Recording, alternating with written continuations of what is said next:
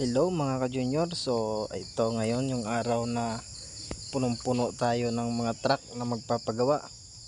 So ayan, papakita ko sa inyo. Ayan, meron pa dito sa kabila isa. Ayan o, ayan, nakapila. Punong-puno tayo ng truck ngayon. Ayan, so tignan nyo na lang. Ayan, Sitom yan, bagong unit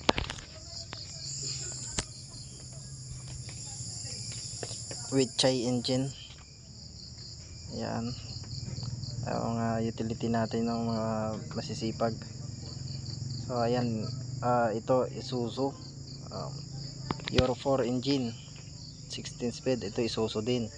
So yung ginagawa dito ay chine-change oil ng isang bata natin.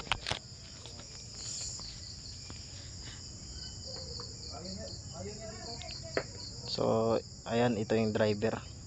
Ayan, no, naiya pa sa camera. Ayan yung bata natin, no, nagpapalit ng oil filter.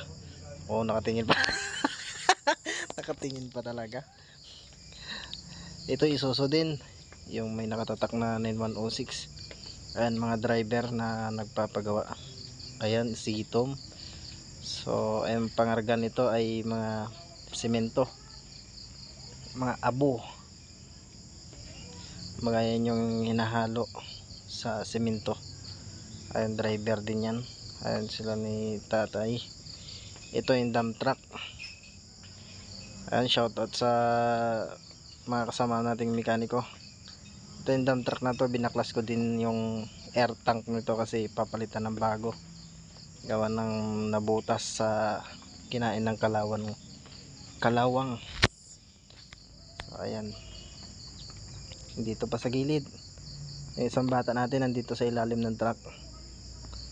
Ayan, ililibot ko lang kayo dito sa mga gawain namin. Ayan o, pinababaklas ko sa kanya yung torque rod kasi papalitan yung torque rod bushing. Ayan o, so ito Isuzu din, 16 speed din to, mga Euro 4 engine.